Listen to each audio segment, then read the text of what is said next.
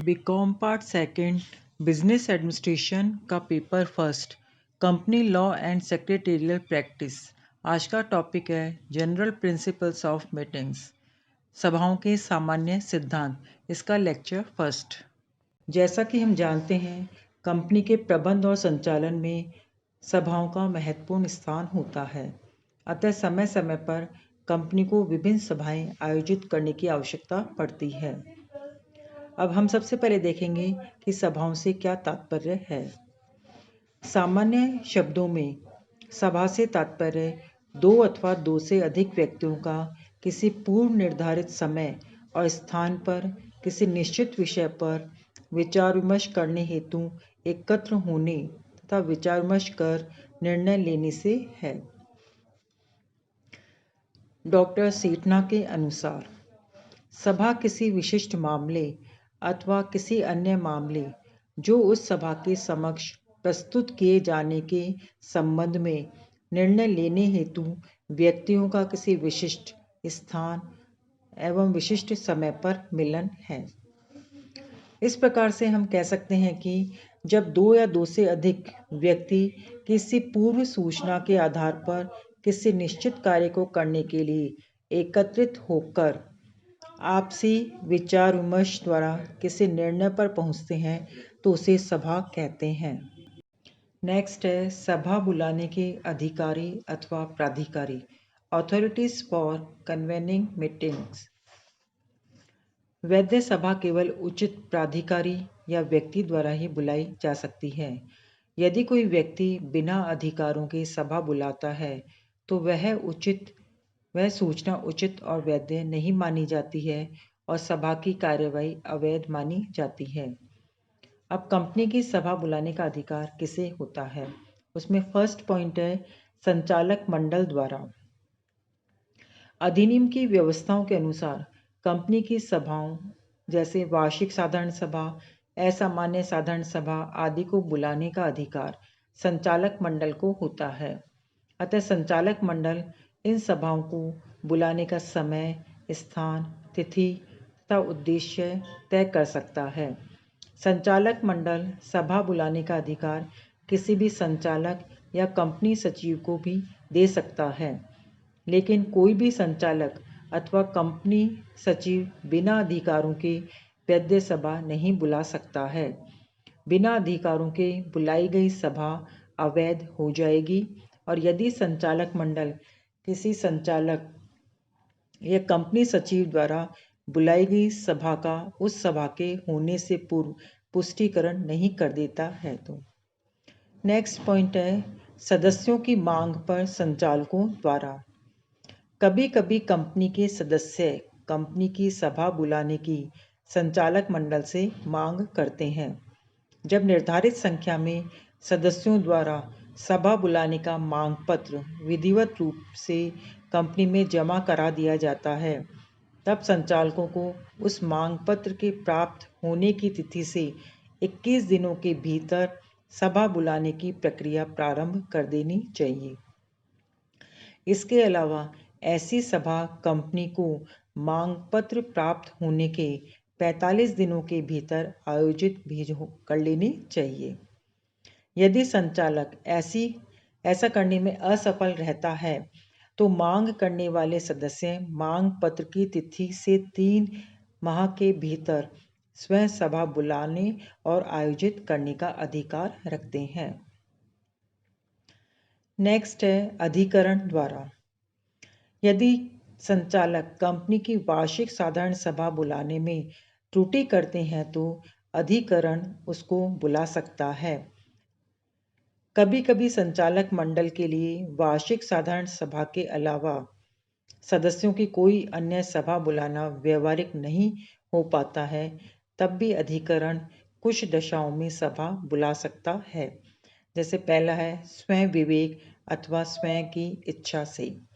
दूसरा है किसी संचालक अथवा सदस्य द्वारा आवेदन करने पर। नेक्स्ट हेडिंग है सभा की सूचना, नोटिस ऑफ मीटिंग। वैध सभा बुलाने हेतु सभा की वैध सूचना देना आवश्यक है। सभा की उचित सूचना के लिए कुछ बिंदुओं पर ध्यान रखना आवश्यक है। उसमें सबसे पहला पॉइंट है सूचना की विषय वस्तु। प्रत्येक सभा की सूचना लिखित में होगी और इस सूचना में निम्न बातों का उल्लेख किया जाएगा। उसमें फर्स्ट पॉइंट है सभा का स्थान। सूचना में सभा के स्थान का पूर्ण विवरण होगा। जिन कंपनीज की वेबसाइट है वे सभा की सूचना तथा उसके मार्ग के नक्शे को वेबसाइट पर भी देंगी। नेक्स्ट है सभा की तिथि और दिनांक। नेक्स्ट है सभा का दिन अर्थात साप्ताहिक दिन का नाम। सभा उस दिन आयोजित हो सकेगी जिस दिन राष्ट्रीय अवकाश नहीं होगा। नेक्स्ट है सभा का समय। सभा का समय व्यावसायिक कार्य के समय अर्थात प्रातः 9 बजे तथा सायंकाल 6 बजे के बीच बुलाई जा सकती है। नेक्स्ट है सभा में किए जाने वाले कार्यों का विवरण। नेक्स्ट है सूचना में सभा की प्रकृति को स्पष्ट किया जाना चाहिए। नेक्स्ट है कंपनी की सभा की प्रत्येक सूचना में निम्न बातों का उल्लेख भी किया जाएगा। वो कौन कौन सी बातें हैं? फर्स्ट पॉइंट है इसमें कोई भी सदस्य जो सभा में भाग लेने और मतदान करने का अधिकारी है वह परोक्षी नियुक्त करने का भी अधिकारी है। नेक्स्ट है यदि परोक्षी की नियुक्ति का प्रावधान है तो सदस्य अपने स्थान पर सभा में उपस्थित होने और मतदान करने के लिए एक या अधिक परोक्षियों की नियुक्ति कर सकेगा। नेक्स्ट है परोक्षी का कंपनी का सदस्य होना अनिवार्य नहीं है। नेक्स्ट है उन कंपनियों की दशा में जिनका परोक्षी ही अधिनियम के अनुसार सदस्य होगा के संबंध में एक कथन नोटिस में प्रखरता के साथ लिखा जाएगा। नेक्स्ट है सभा के कार्य। सभा की सूचना में उस सभा में किए जाने वाले कार्यों का भी उल्लेख किया जाता है। सभा में किए जाने वाले कार्यों को 2 भागों में विभक्त करके लिखा जाता है। पहला है साधारण कार्य। वार्षिक साधारण सभा की दशा में निम्न 4 कार्य साधारण कार्य की श्रेणी में आते हैं। इसमें पहला है कंपनी के वित्तीय विवरणों, समेकित वित्तीय विवरणों यदि कोई हो तो, संचालक मंडल की रिपोर्ट तथा अंकेक्षकों की रिपोर्ट पर विचार करना। नेक्स्ट है लाभांश की घोषणा करना। नेक्स्ट है बारी से रिटायर होने वाले संचालकों के स्थान पर संचालक नियुक्त करना। नेक्स्ट है अंकेक्षकों को नियुक्त करना अथवा उनकी नियुक्ति का अनुसमर्थन करना और उनका पारिश्रमिक निर्धारित करना। नेक्स्ट कार्य है विशेष कार्य। विशेष कार्यों में निम्न कार्यों का शामिल किया जाता है। फर्स्ट है कंपनी की वार्षिक साधारण सभा की दशा में उपयुक्त वर्णित साधारण 4 कार्यों के अलावा कोई अन्य कार्य करना विशेष कार्य में सम्मिलित होंगे। कंपनी की अन्य किसी भी सभा में कोई भी कार्य करना विशेष कार्य में सम्मिलित होगा। तो इस प्रकार से हम कह सकते हैं कि विशेष कार्यों से तात्पर्य उन सभी कार्यों से है जो किसी वार्षिक साधारण सभा में किए जाने वाले 4 साधारण कार्यों के अतिरिक्त उस वार्षिक साधारण सभा में किए जाते हैं। नेक्स्ट है सूचना के अधिकारी व्यक्ति, पर्सन्स एंटाइटल्ड टू नोटिस। निम्न व्यक्ति कंपनी की सभा की सूचना पाने के अधिकारी होते हैं। उसमें पहला है कंपनी के प्रत्येक सदस्य। नेक्स्ट है कंपनी के मृत सदस्य का नामांकित अथवा वैधानिक प्रतिनिधि। नेक्स्ट है दिवालिया सदस्य के राजकीय प्रापक अथवा निस्तारक। नेक्स्ट है कंपनी के अंकेक्षक। कंपनी का नेक्स्ट है कंपनी का प्रत्येक संचालक। नेक्स्ट है कंपनी का सचिवीय अंकेक्षक। फिर है कंपनी के ऋण पत्रों का प्रन्यासी यदि हो तो। नेक्स्ट है अनुपालना प्रमाण पत्र देने वाला व्यवसायरत कंपनी सचिव। एंड लास्ट है वे स्कंद विनिमय केंद्र जहां कंपनी के अंश सूचीबद्ध हैं। नेक्स्ट है सूचना की विधि। Modes of service of notice. किसी भी सदस्य को सभा की सूचना निम्न में से किसी भी विधि से दी जा सकती है। फर्स्ट टेस्ट में डाक से अथवा रजिस्टर्ड डाक से अथवा स्पीड पोस्ट या कुरियर से भेजकर। यहाँ कुरियर से तात्पर्य किसी ऐसे व्यक्ति या संस्था से है जो सूचना के प्रलेख को सुपुर्द करता है तथा उसकी सुपुर्दगी का प्रमाण प्रस्तुत करता है। नेक्स्ट है सदस्य के कार्यालय या पते पर हाथ से सुपुर्द करके। नेक्स्ट है निर्धारित किए गए इलेक्ट्रॉनिक अथवा किसी अन्य माध्यम से जिसमें ईमेल अथवा फैक्सी मेल भी सम्मिलित है।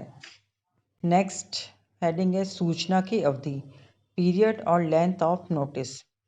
वैध सभा के लिए सूचना पर्याप्त अवधि से पूर्व दी जानी चाहिए। पर्याप्त अवधि की सूचना के अभाव में सभा अवैध हो सकती है। कंपनी की कोई भी साधारण सभा कम से कम 21 दिनों की स्पष्ट सूचना देकर बुलाई जा सकती है। ऐसी सूचना लिखित अथवा इलेक्ट्रॉनिक माध्यम से निर्धारित की गई रीति से दी जा सकती है। सूचना में सूचना के साथ संलग्न प्रलेख भी सम्मिलित है, अतः सूचना एवं उसके साथ संलग्न प्रलेख सभा से 21 दिन पूर्व सूचना के हकदार व्यक्ति के पास पहुंच जाने चाहिए। अधिनियम द्वारा निर्धारित 21 दिनों की स्पष्ट सूचना की आवश्यकता को अंतर नियमों में प्रावधान करके भी कम नहीं किया जा सकता है।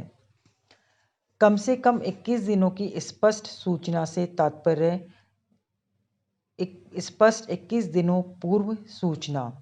इन 21 दिनों की गणना करते समय 21 दिनों की स्पष्ट सूचना की अपेक्षा को पूरा करने के लिए सभा की सूचना भेजने का दिन निर्धारित करने हेतु इन 21 दिनों में निम्न दिनों को जोड़ना चाहिए।